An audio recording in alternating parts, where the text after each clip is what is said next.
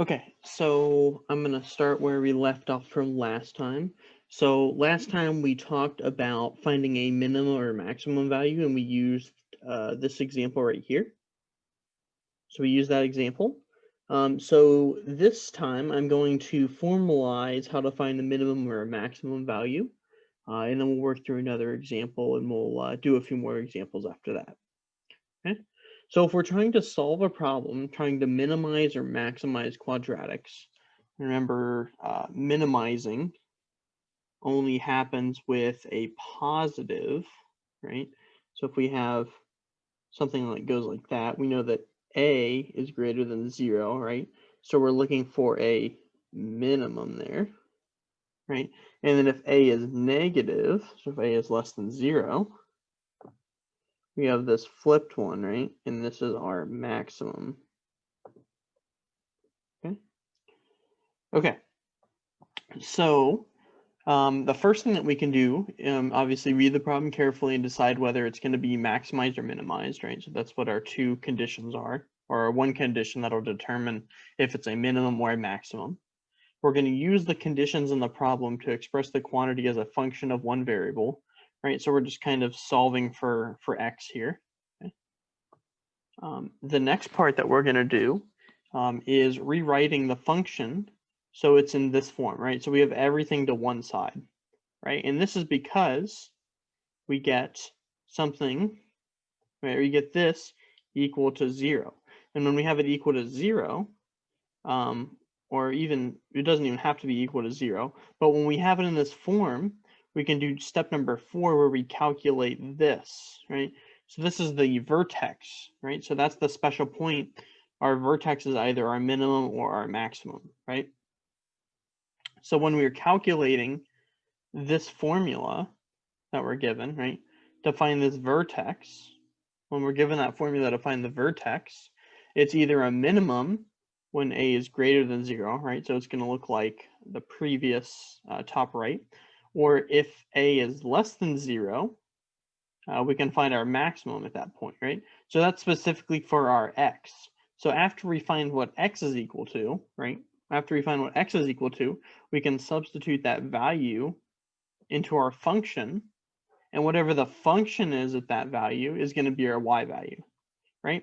So remember, when we are finding that vertex, so I'll just rewrite it from earlier. When we're trying to find our vertex, remember the x value is negative b over 2a, comma, the function at negative b over 2a, right? So that's what our x and our y values are. That's my x value on the left, y value on the right, right? That's just an ordered pair. Okay, so for our first example, this one says when an athlete whose event is shot releases at the shot angle of 65 degrees, the path can be modeled by this function, right? So we have this function, and notice something special about it, that it's already in the number 3 form, right? It's already in our ax squared plus bx plus c, right? It's already like that.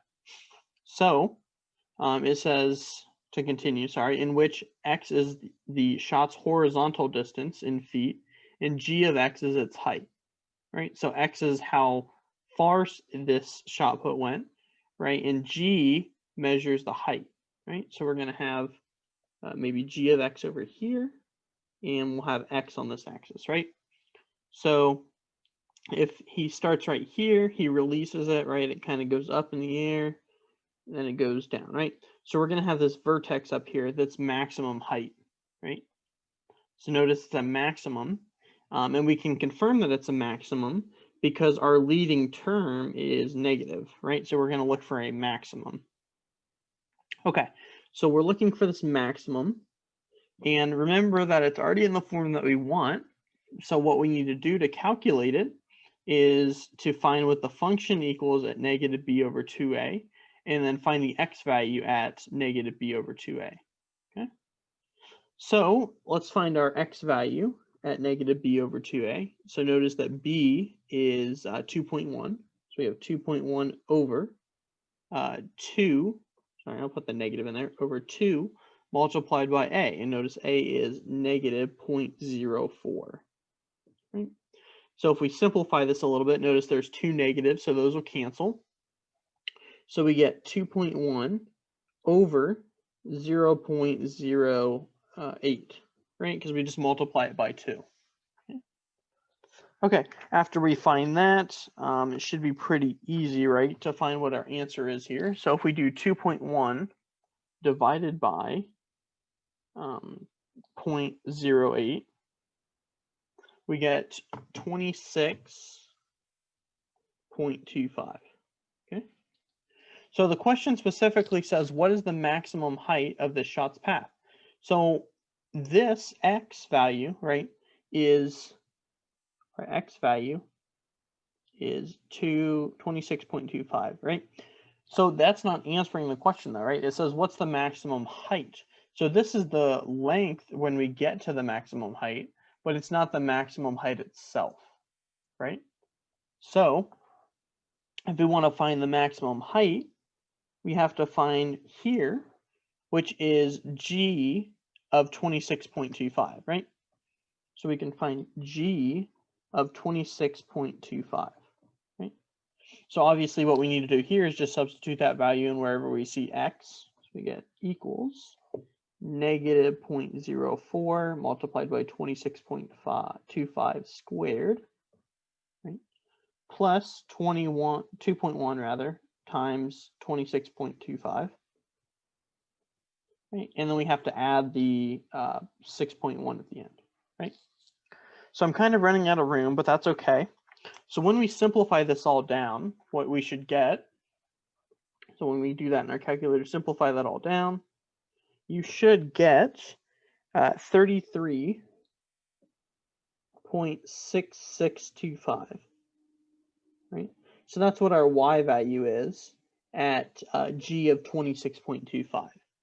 So after we find what that is, right, we are ready to answer the question now. So specifically the point that we're looking at is 26.25 comma 33.625. But the question specifically asks, what's the maximum height? And the maximum height is just the g of x at 26.25. So our answer here is 33.6625, and that's in feet, right? So make sure you don't forget your labels. It's going to be in feet. Okay. The next question says, among all pairs of numbers whose difference is 8, says find a pair whose product is as small as possible. And then it says, what is the minimum product? So notice that we have two different equations, right? So we get the first equation where we have two numbers, right? So I'm going to label them x and y, right? So we have two numbers, x and y. And we say the difference is 8, right? So x minus y is equal to 8, okay? And then the next one says, what's the minimum product, right? What's the minimum product? So the minimum product, we know a product is just x times y, right? So our product is just equal to x times y. So notice that we're trying to minimize the second equation, right? Because we want the smallest product, right? So the first thing I notice is that I have this first equation, right? That relates both of my variables. Right? So what I can do is maybe I can manipulate that equation so I get one variable in terms of another. Problem. I have these two equations, right? And I'm trying to find the minimum value. So since I have two equations and they're both going to be related, right? Because they're both using the same variables, maybe my first idea would be to solve for this very first equation, right? So let's solve for y. So let's add y on both sides, and then let's subtract 8 on both sides. So we get y is equal to x minus 8, right? So y is equal to x minus 8. Then we can substitute that into the second equation, right? So we get x multiplied by x minus 8, right? So we're just substituting in this for y in the second equation, okay? Distribute the x, we get p is equal to x squared minus 8x. And then what we can do is we can say, well, wait a second, this is the parabola, right? And we know that we're trying to minimize our second equation, right? We're trying to minimize our second equation. Since we're trying to minimize our second equation, we can find the vertex, right? Because the vertex is always going to be the minimum or the maximum. And notice that we have a is greater than 0, right? Our coefficient is greater than 0. So this has to be a minimum. Okay, so to find the minimum, we'll do negative b, which is 8, negative 8, right? Over 2 times a, which is 1. So we get a positive 4, right? The two negatives cancel. 8 divided by 2 is going to be 4. So we know that x is going to equal 4. Right? So maybe I should write that. So x is going to equal 4, right? Because that's our vertex. So if I know x is going to equal 4, we can do two things, right? So one, we could try to find the function at 4, right? So we could find the function at 4. Or something even easier that we could do is notice that we know what x is equal to, right? We know what x is equal to. So why don't we just substitute that in to our equation up here, right? Because that'll solve for y a lot easier than having to plug in the function at 4. So what I'm going to do is say, well, y is equal to, substitute in 4 minus 8. Get y is equal to a negative 4, right? And that's all we need, right? So we have our ordered pair. We have y is equal to and x is equal to. So I can say that the pair of points for the minimum product is going to be 4 comma negative 4, right? And if you check in Desmos as well, or any of the other graphing applications that are out there, if you go to a point 4 comma 4, you should get that if you plug in this equation, x squared minus 8x, and you should get something kind of like this, right? So we're going to get that minimum at the 4 comma 4 point. Okay. All right, let's move on to the next one. So the next one's another equation. This one says a person standing close to the edge of the top of a 200-foot building throws a baseball vertically upward. And then it says the quadratic formula, the quadratic function rather. So this one models the ball's height, s of t in feet, t seconds after it is thrown. So it says how many seconds does it take for the ball to finally hit the ground? So on this one, we're not looking for a minimum or a maximum anymore, right? We're not looking for that anymore. What we're saying is, if I draw kind of a little diagram here, right? We have this 200-foot building. So maybe I'll just write 200 feet over here, right? And he throws this ball maybe up in the air, right? He throws it up in the air. And he wants to know, after such amount of time, when does it hit the ground, right? So when does it hit the ground here? So what do we know about this equation, right? So what can we gather from this picture? What can we gather from this picture? Well, if I choose to have my origin, let's say right here, right? So I have my origin right there. So it's even with the ground, right? Well, I don't know what this point is right here, right? I don't know what x is, or maybe we'll say t, right? Because this bottom graph is going to be t. But what I do know is that the height at that point is 0, right? So I know the height at that point is 0. So I know that s of t is going to be my vertical, right? That's what my vertical, or my vertical line, right, up and down. That's what my vertical line is. And I know that it's 0 at this point, right? So I know it's 0 at this point. So I know that s of t is equal to 0 at this point. So what I can do is I can say, well, hold on a second. I know what s of t is equal to. It's equal to this, right? Since I know it's equal to that, I can just substitute in 0 for s of t and solve for this. So let's do that. So let's look. Let's see, we have negative 16t squared plus 64t plus 200, and that's equal to 0. And then you might notice something special about this. This is a quadratic equation, right? since it's a quadratic equation, we can use our quadratic formula, right? So x is equal to negative b plus or minus the square root of b squared minus 4ac over 2a, right? So we'll substitute my a, b, and c values. So we get x is equal to negative 64, right? Plus or minus the square root of 64 squared minus 4 times negative 16 times 200. Right? So that's all under the square root. And then it's all divided by 2a, right? So 2 multiplied by negative 16. Okay. So I will let you do the workings behind that. But after you do that, and maybe here's a little bit of a check that you can do for yourself. You should get about 6.1 or a negative 2.1. Okay.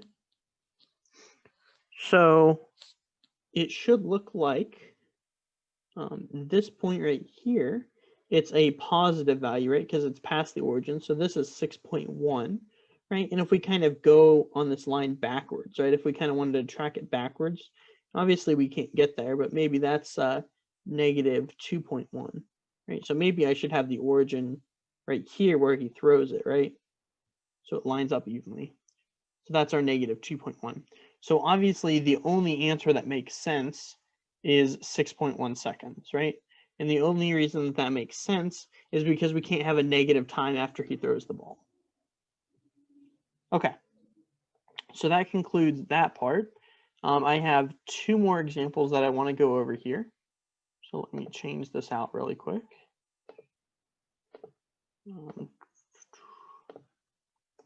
So this is going to deal more with graphing. So this first one says graph the quadratic formula after finding its vertex, roots, and y-intercept. Right. So if we want to find the vertex, maybe that'll be the first thing we do. If we want to find the vertex, remember that's negative b over 2a, comma the function at negative b over 2a. Right. Maybe we're going to find that. Okay, so if I want to do that, we will find, and maybe this is actually a little bit inaccurate, so it should be f of x equals that, sorry. F of x equals that. So negative b over 2a, we'll plug in our values. So a is 1, b is 3, c is negative 5. Right? So I'll plug that in, we get what, negative 3 over 2 times 1. So that's what, negative 3 over 2. So we get negative 3 over 2 for our x value. And then we need to find the function at negative 3 over 2. Right? So if I plug in my function at negative 3 over 2, we get a function of negative 3 over 2. We get a negative 3 over 2 squared plus 3 multiplied by 3 over 2 minus 5. Right? So if I do that, we get what, 9 over 4 plus a negative 9 over 2. So maybe that's just right, a minus 9 over 2, or 18 over 4. Right, so we kind of get it all in fourths. And then minus 5 is the same thing as minus 20 over 4. Right? So we can combine these. If we combine these, we get what? 9 minus 18 is a negative 9 over 4, minus another 20 over 4 is a negative 29 over 4, which is also equal to, let me check here, which is also equal to a negative 7.25. Right, so that's where our vertex is. So maybe I'll graph that really quick, graph our vertex here. So it should be at negative 3 over 2, negative 7.25. So negative 3 over 2, negative 7.25. So maybe somewhere around there. All right, that's our vertex V. Notice that since we have a positive a value, it's going to go curve up like that, right? It's going to look something like that. But the first thing that we need to do is we need to find the roots, right? So to find the roots of this, we can use a few things, right? We can use the quadratic formula. We can try to see if it factors, but I think the easiest thing is going to be to use the quadratic formula, right? So we get x is equal to negative b, so negative 3 plus or minus the square root of 3 squared minus 4 times a, which is 1 times b, which is negative 5, right? All over 2a, 2 times 1. Okay. So notice if I simplify everything in the square root, we get, what, 9 plus 20, so we get the square root of 29. So negative 3 plus minus the square root of 29 over 2. Okay. So if I do that, if we put it in our calculator a little bit, you should get approximately solutions, approximately negative 4.2, and the other solution that we get is about 1.2. 1.2, right? So if I draw that on my graph, negative 4.2 should be right around here, and 1.2 should be right around here, right? So we know that those are our roots, or our x-intercepts, right? And then the last thing we want to do is find our y-intercept. Notice the y-intercept, so for our y-intercept, that's just where the function is equal to 0, where the function is equal to 0. So if I plug in that, notice that all the x terms cancel and we just end up with negative 5, right? So I know that I'm going to have a point at negative 5 going through the y-axis. Okay. And then after I do that,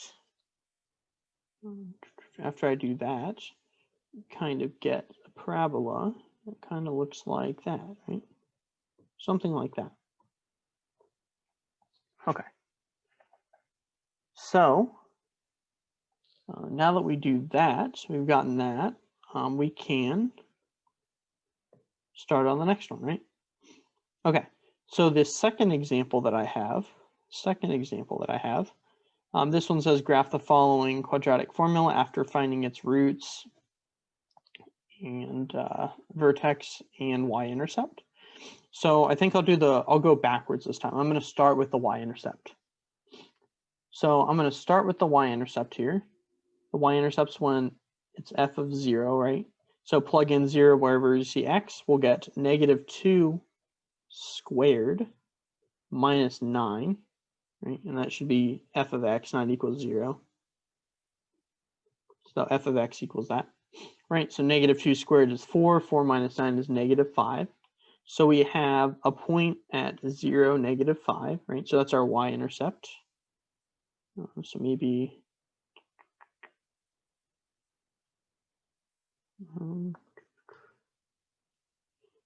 we plug that in right there, right? So 0 minus 5.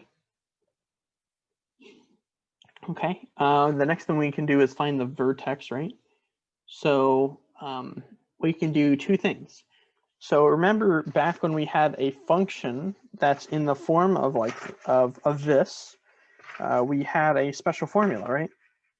Let me see if I can find it in the notes really quick. So when we were trying to solve it, when it was in a form like this, so this was from 8.3, right? We know that the vertex is at h comma k when we have that in the form of a multiplied by x minus h squared plus k, right? Plus k.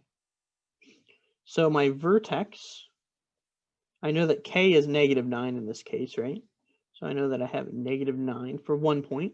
And the other point, notice that I have a minus 2. So this should just be a positive 2. So my vertex should be at 2 comma negative 9 rather. So 2 comma negative 9. Okay. And then the last thing that we need to do is to find the roots, right? So to find the roots, I think what I'm going to do here,